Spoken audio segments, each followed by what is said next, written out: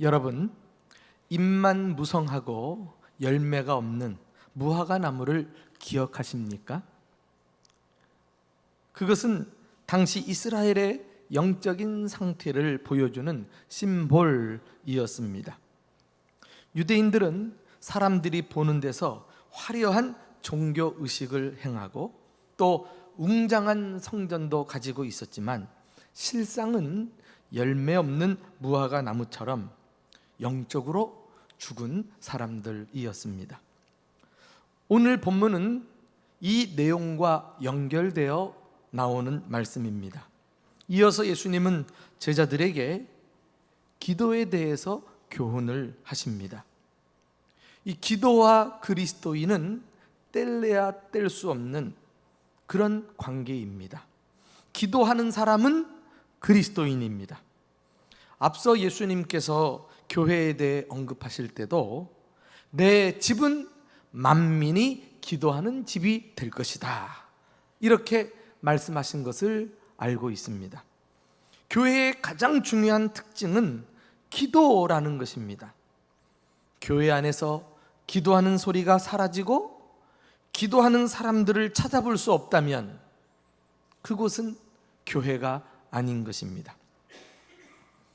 우리는 기도하지 않는 것을 신앙의 위기로 알아야 하겠습니다. 기도를 멈추는 것을 영적으로 병이 든 것이라고 볼 수 있어야 하겠습니다. 물론 피치 못할 사정으로 잠시 기도를 쉬어갈 수는 있습니다.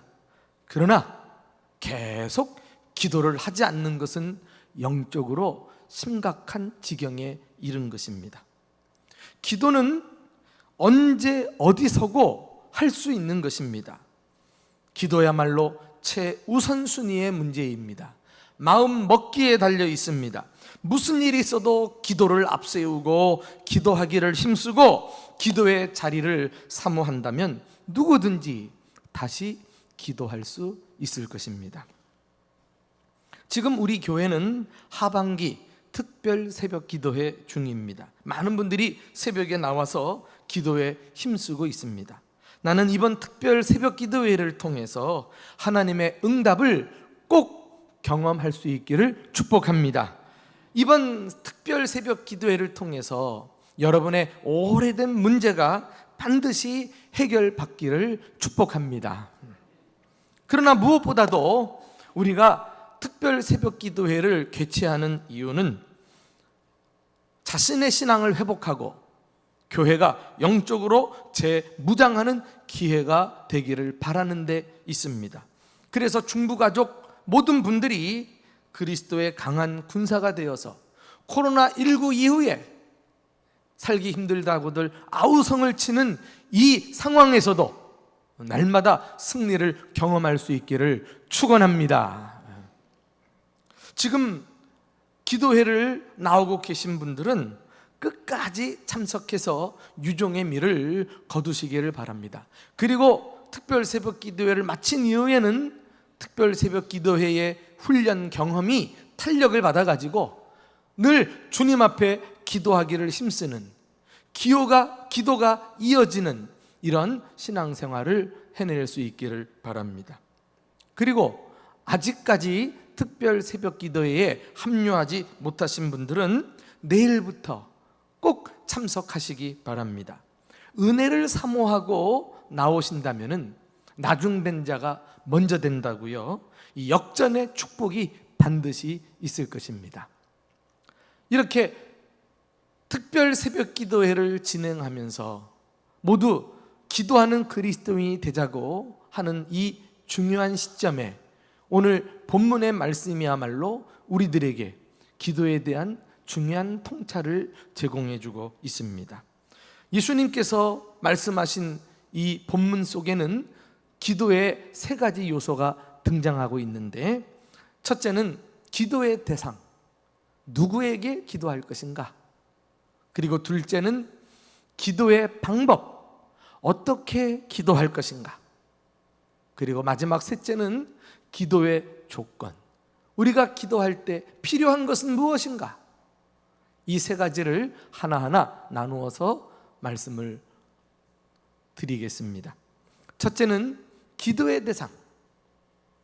하나님께 기도하십시오. 오늘 본문은 예수님께서 열매 없는 무화과 나무를 저주하시고 그 다음날 제자들과 함께 그곳을 지나가시면서 벌어지는 일에서부터 시작이 됩니다. 자, 우리 한번 21절, 22절 다 같이 읽어보실까요? 시작. 베드로가 생각이 나서 여짜오되 랍비여 보소서 저주하던 무화과 나무가 말랐나이다. 예수께서 그들에게 대답하여 이르시되 하나님을 믿으라. 말라서 죽은 무화과 나무를 보고 제자들이 하나님을 기억하기를 원하셨습니다. 하나님을 믿으라. 갑자기 왜 하나님을 언급하시는 것일까요? 도대체 죽은 무화과 나무와 하나님은 어떤 연관이 있던 것일까요? 무화과 나무가 말라서 죽은 것은 결코 우연이 아닙니다. 이스라엘을 향한 하나님의 심판을 보여주는 것이었습니다. 당시 제자들은 죽은 무화과 나무를 보면서 예수님께서 일으키신 신기한 기적으로만 볼 것이 아니라 교만한 자를 심판하시는 하나님의 공의를 마주 대해야만 했습니다. 그 나무는 알고 보니 공의로운 하나님의 존재를 상기시켜 주는 것이었습니다. 예수님의 말씀에 제자들이 하나님을 떠올리면서 얼마나 두렵고 무서웠겠습니까? 야, 이 신앙생활 잘못하면 하나님께서 그냥 두시지 않겠구나, 이런 깨달음이 온 것 아니겠어요? 그런데 하나님을 두려워하는 존재가 또 있습니다. 바로 귀신들입니다. 야고보서 2장 19절에 가서 보시면 내가 하나님은 한 분이신 줄로 믿느냐? 잘하는도다. 귀신들도 믿고 떠느니라. 우리가 하나님을 믿는다고 할 때 물론 안 믿는 것보다 100번 1000번 훌륭합니다마는 이 믿음은 귀신들도 가지고 있다는 거예요. 귀신들도 믿고 떠느니라 그리했어요. 실제로 예수님께서 거라사 지방을 지나가실 때 그 거라사 동네에 유명 인사가 등장하죠. 바로 귀신 들려서 미친 사람이 나옵니다. 그런데 그 장면에서 예수님과 만나는데 그 내용을 들어보면은 마가복음 5장에 우리가 다 배운 말씀입니다만은 그가 멀리서 예수를 보고 달려와 절하며 큰 소리로 부르짖어 이르되 지극히 높으신 하나님의 아들이여.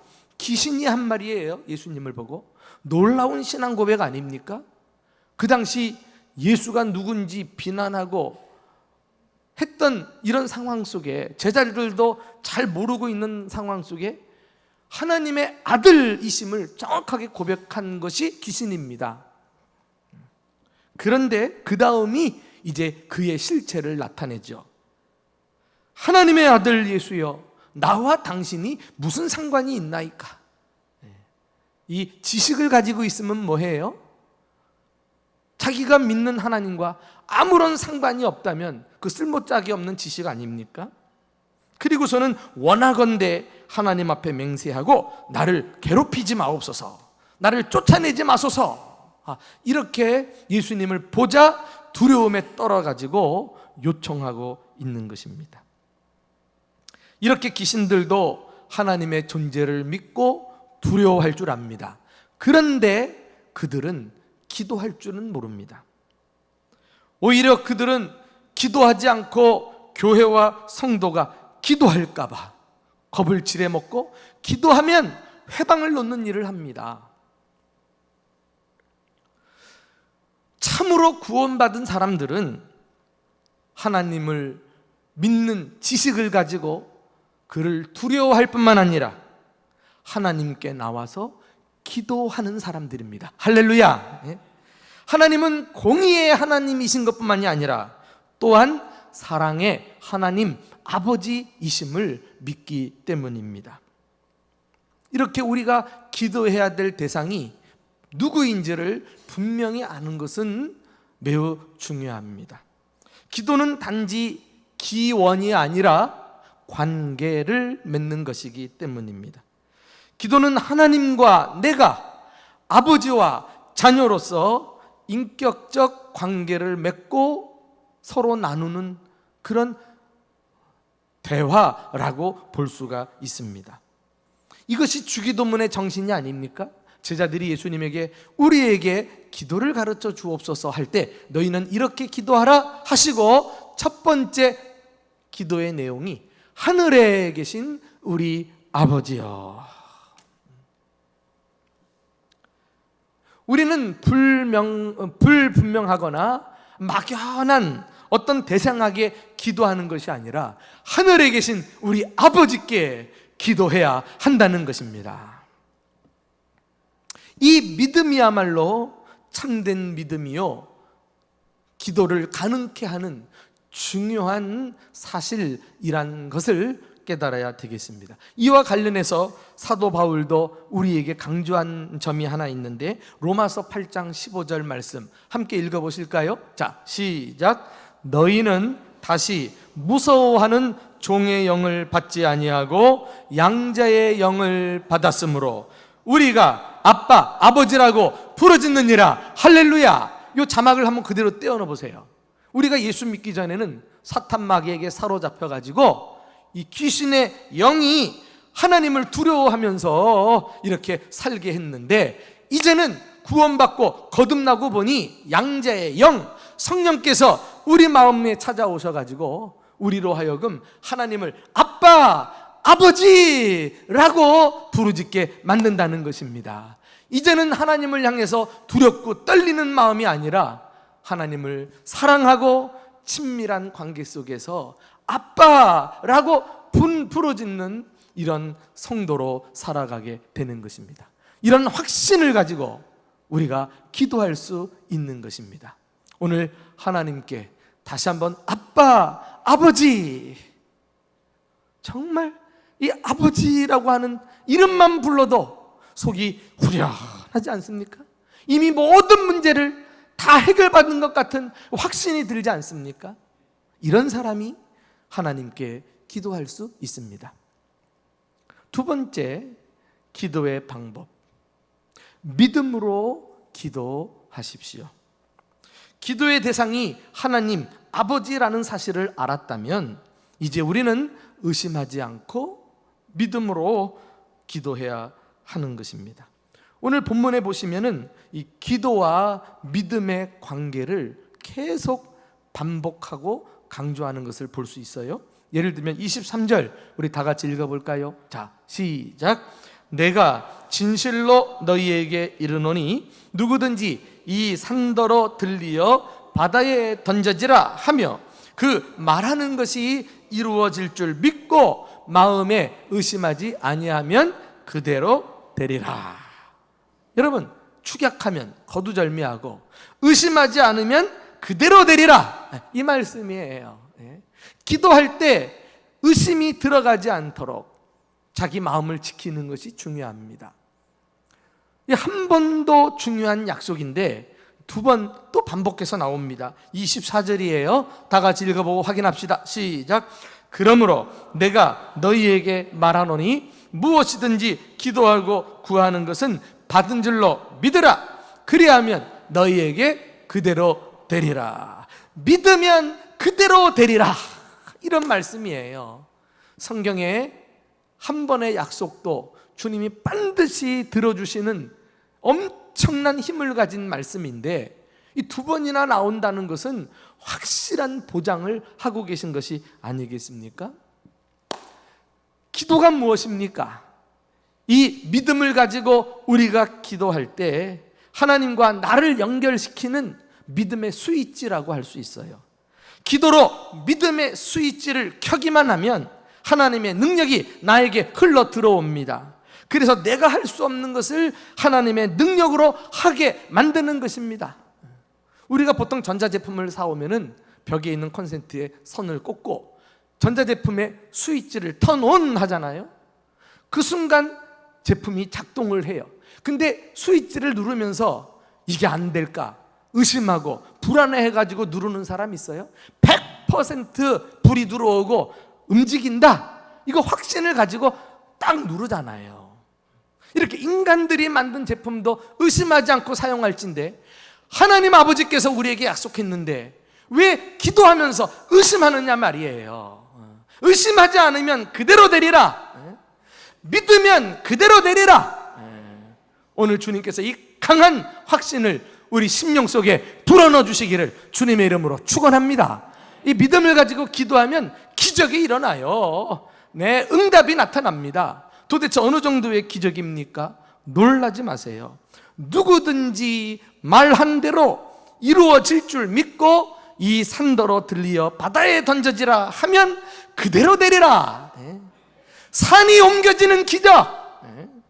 이거 상상이나 해보셨어요? 근데 믿음의 세계, 기도의 세계에는 이런 일이 얼마든지 가능하다는 것입니다. 지금 예수님이 너무 뻥을 치시는 거 아니야? 많은 학자들은 이 구절에서 예수님이 산을 들리어 바닷속으로 던져지라 하신 이 말씀은 기도를, 믿음의 기도를 강조하기 위해 사용하신 수사법이다. 수사법 중에는 과장법도 있잖아요. 과장법. 근데 이 과장법을 우리가 뻥이요라고 하는 것처럼 부정적인 것으로 볼 게 아니에요. 이 말은 의심하지 않고 믿음으로 기도하면 인간의 생각과 한계를 뛰어넘어서 상상할 수 없는 놀라운 일들이 얼마든지 일어날 수 있다는 거예요. 꼭 산이 바다에 던져지는 이 정도가 아니라는 거예요. 더 큰 기적이 믿음의 기도를 통해서 일어나는 줄을 믿으시기를 축원합니다. 그 말씀이에요. 그 말씀.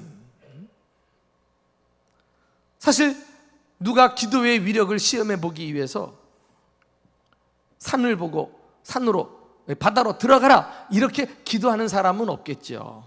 이것은 정말 무모한 일이라고 할 수 있고 어리석은 일입니다. 하나님을 시험하는 것입니다. 기도의 동기가 불순하지 않아요? 그러나 정말 산을 옮기는 것이 하나님의 뜻이라면 하나님은 믿음의 기도를 사용하셔서 사람이 할 수 없는 일을 얼마든지 행하시는 줄을 믿으시기를 축원합니다. 마지막 세 번째로 기도의 조건이에요. 우리가 기도할 때 필요한 것이 꼭 있어요. 그것이 무엇인가? 막힌 관계를 푸셔야 해요. 산을 옮기는 능력을 가진 기도도 힘을 발휘하지 못하는 경우가 있습니다.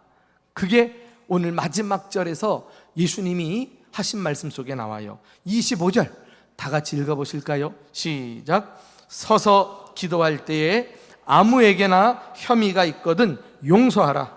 그리하여야 하늘에 계신 너희 아버지께서도 너희 허물을 사하여 주시리라 하시니라. 기도가 응답되는 조건은 막힌 인간관계를 해결해야 한다는 것입니다. 아무에게 혐의가 있거든, 누가 나에게 잘못한 일이 있거든, 이런 말이거든요. 그런 사람을 용서하라는 거예요. 우리가 기도하면서 흔히 범하는 실수는 인간관계를 소홀히 하고 하나님만 찾는다는 것입니다. 기도는 하나님과의 대화라고 해서 하나님과의 관계만 신경을 쓰면 그것은 속는 거예요. 이거는 완전한 착각입니다. 성경에서 주님이 말씀하시는 기도의 원리를 따르지도 않는 거예요. 기도의 원리는 먼저 인간관계를 풀어야 하나님은 우리의 문제를 풀어주신다는 것입니다. 할렐루야. 예수님께서 오늘만 말씀하신 것이 아니에요. 다른 본문에도 이 원리가 곳곳에 강조되어 나오고 있습니다. 예를 들면 마태복음 18장 18절 18 외우기도 쉬워요. 우리 기도 생활의 중요한 원리로 마음에 새기시기 바랍니다. 다 같이 읽어봅니다. 시작. 진실로 너희에게 이르노니 무엇이든지 너희가 땅에서 매면 하늘에서도 매일 것이요 무엇이든지 땅에서 풀면 하늘에서도 풀리리라.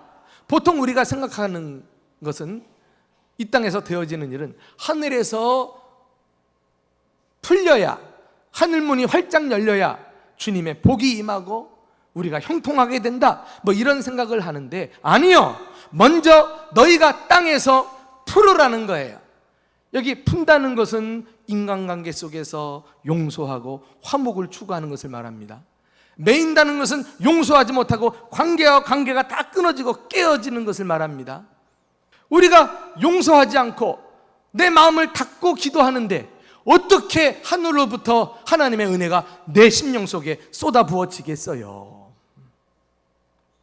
이 말씀을 하신 다음에 그 다음에 이어지는 말씀, 바로 마태복음 18장 19절, 어떤 말씀인가 한번 읽어봅시다. 자, 시작. 진실로 다시 너희에게 이르노니 너희 중에 두 사람이 땅에서 합심하여 무엇이든지 구하면 하늘에 계신 내 아버지께서 그들을 위하여 이루게 하시리라. 바로 기도 응답에 대한 약속이 나옵니다. 그런데 이 기도 응답은 우리의 용서를 전제로 해서 주어지는 거예요. 우리는 19절 너희가 두세 사람이 모여 기도하면 하나님이 응답하시리라, 이것만 붙들면 안 돼요. 18절에 주목하셔야 돼요.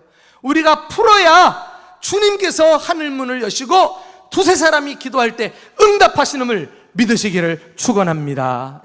이걸 붙들어야 돼요. 이걸 붙들어야 돼요. 많은 경우에 기도가 응답되지 않는다. 인간관계를 점검해 보세요. 내 마음을 한번 좀 살펴보세요. 내 마음속에 미움과 원한과 증오가 가득 차고 사사건건 이 사람 부딪히고 저 사람 부딪히고 그렇게 갈등하면서 불편한 마음 가지고 하나님만 바라본다고 주님이 그 기도 들으십니까? 주님이 길을 막지요. 가증하다고. 우리는 오늘 주님께서 이 마지막에서 대체로 무슨 교훈을 할 때 마지막을 붙이는 것은 너무나 중요하기 때문에 놓치지 않고 강조하기 위해서 하신 말씀 아니겠어요? 믿으면 되리라, 의심하지 않으면 그대로 되리라. 그런데 한 가지 조건이 있다. 너희가 땅에서 풀어야 돼. 너희가 해결해야 돼. 지금 이 말씀을 하고 계시는 거예요. 사랑하는 교우 여러분, 다시 기도줄을 붙잡읍시다. 기도의 자리로 나옵시다. 살 길이 여기에 있습니다. 하나님 아버지의 이름을 부르며 추호도 의심하지 말고 믿음으로 기도하면서 이 땅에서 부지런히 막힌 문제를 풀어봅시다. 원수를 용서하고 미운 사람을 내 마음속에서 내어 놓으십시다. 하나님께서 우리 심령에 생수같이 기쁨과 은혜와 놀라운 응답을 부어주실 줄로 믿습니다. 이런 기도의 축복을 날마다 경험하는 저와 여러분 될 수 있기를 주님의 이름으로 축원합니다.